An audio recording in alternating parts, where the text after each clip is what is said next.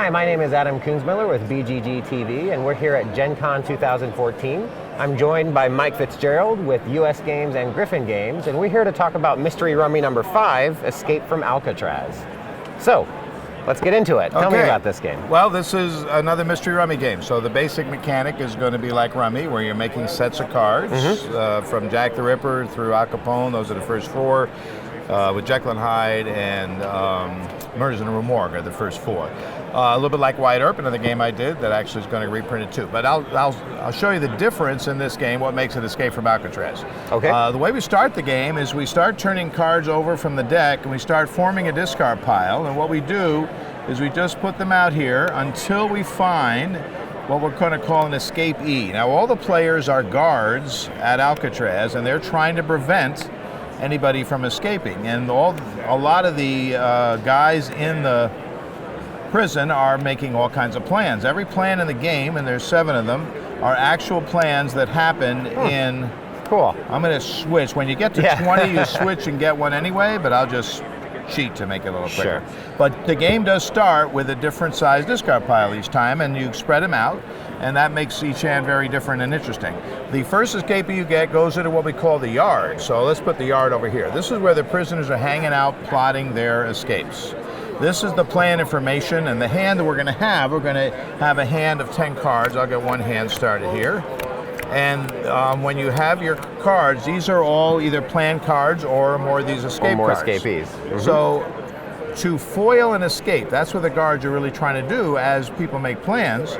There have to be 8 cards of the plan in play among all the players. So for instance, if I take and start the game and make this set of 3 cards. Now, there's one escapee always in the yard at the start. You can never have more plans in play than number of escapees in the yard. Okay. They don't have to match. In this case, this one matches, but you don't have to match. But the number of different colors in play are going to be restricted by the number of escapees. So you can have as many copies of this plan as you want, yes, but only as many plans as there are people in the yard. Now, if the next player, let's say the next player goes and he wants to start another color, like he has another meld, he's got to put another escapee in the yard, which he can do. Once a turn, you can just place a guy there. A lot of what I'll explain in a second, the action cards will make more guys get there. And this would allow him to play a separate meld. So you meld a meld. When one color gets to 8 or more, the person on turn can foil the escape. What he has to do, though, is use an escapee that can escape with that plan. This blue guy can only escape with the blue plan. This brown guy could escape with this plan. There are lots of generic escapees, they're gray, who can go with any plan. But the person who's on turn can take an escapee either, like this guy, either from the yard, right here, put it with his plan, the cards he has, rolls them up and scores them. Each other player with any of those cards in play can do the same, except they can't take an escapee from the yard. They can take one from their hand, if it's playable, and roll up their cards to score. Those are the only cards that will score for the whole game. The stuff you play, nothing in your hand will count against or anything. The only scoring goes on the plans you have foiled. You foiled. Then, and it's the last thing you do in a turn. Where the action cards, every Mystery Rummy game has a lot of action cards in it that sort of shape the theme of the game. In this game, they're in a separate deck. Every time on your turn, when you either make a meld, let's say I was starting this one, or you lay off somebody else's meld, if you were to play that off this meld, the first time you do something like that, you turn the top card and you do whatever this says. For instance, this one says turn over the next 3 cards in the cell block, which is our deck. Choose one to add to your hand and discard the other to solitary, which is the discard pile. So you look at those 3, you'll pick one for yourself and put the others in the discard pile. So there's a variety of actions in here. They let you go back in the discard pile sometimes.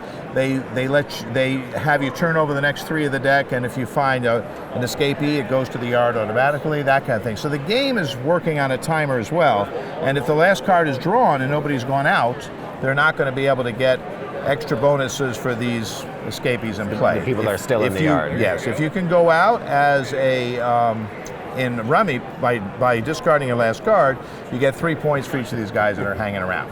If you can go out before anybody has been arrested or the foiling happens, you can get full points for these guys. That means you've done a great job as a guard. They haven't even made their plans. So it plays to 100 points like the most, but I think it's one of the fun ones because it's interactive in that you're always watching what the other players are doing when you get to that 8, and it's kind of a game of chicken. You know, who's gonna Sure. get to 8. You want to play something to be in on the points, but you want to be the one yourself to start it maybe. So how much do you put out is the question for that.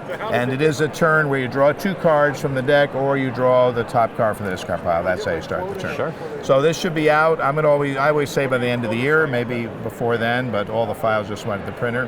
All the other mystery rummies are being reprinted along with it, so all 5 will be out now in one sort of nice printing. And like one big like collected package kind of thing? Well, no, or individually? I'm not sure about that, but they're individual bookshelf Gotcha. games. I mean, all 5 would look very nice on a shelf. I'm sure. But, you know, whatever. This is the 5th one in the series, all right, and great. we'll be out then. And that was Mystery Rummy number 5, Escape from Alcatraz.